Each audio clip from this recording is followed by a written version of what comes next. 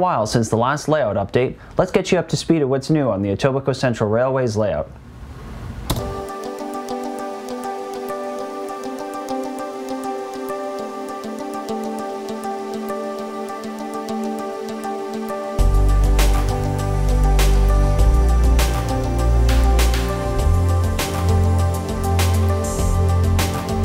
On the last update, we looked at the new ECR track plan and went over the updated electrical diagrams.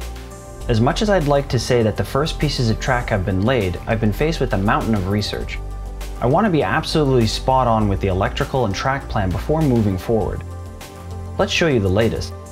Some modifications have been made to the existing track plan. The large double crossover has been removed towards the new station. It was redundant and didn't make sense. Trains could select a track at the double slip turnout before proceeding into the station area. The biggest challenge I've been faced with so far is the Y design. Electrically, this will require an auto-reversing circuit of some kind to prevent shorts and to manage the polarity. There are two options for isolating the Y. The first option could be isolating the curve from the existing layout into the double slip, or to actually isolate an entire section.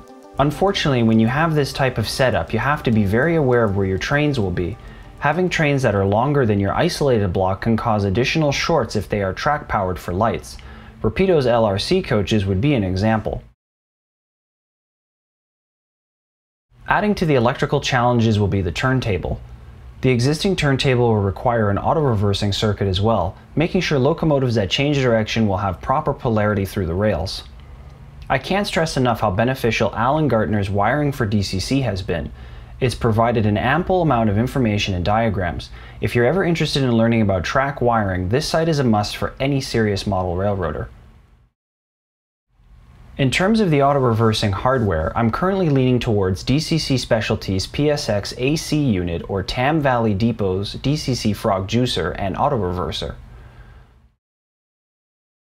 I'll still need to do a little bit more research, but this is how the setup will likely go based on the diagram. In order to properly regulate amperage between both circuits, a booster will be required. This will help control power flow and allow for multiple trains to operate, keeping the amps in check and to manage any spikes. If everything goes well, this setup should work seamlessly and allow trains to flow through without any shorts, glitches, or power fluctuations. I'll have to compile multiple operating scenarios to ensure that everything will always work correctly.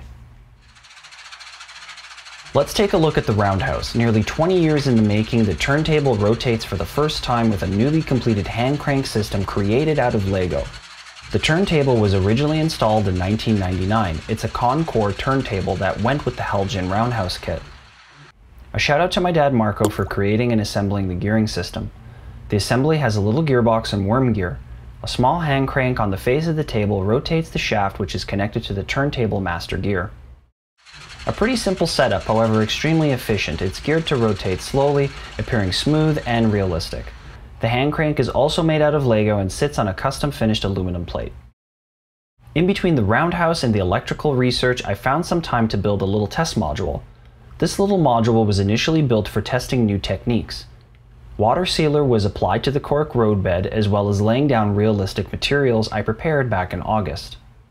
I also applied a new scenic adhesive mix.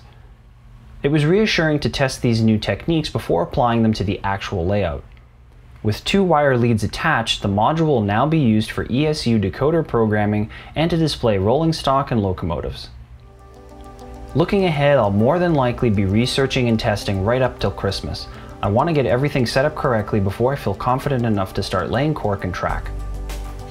Always interested to read your comments on the build, and don't forget to subscribe for the very latest. Also, be sure to check out Etobicoke Central Railways on Instagram for daily updates. See you next time.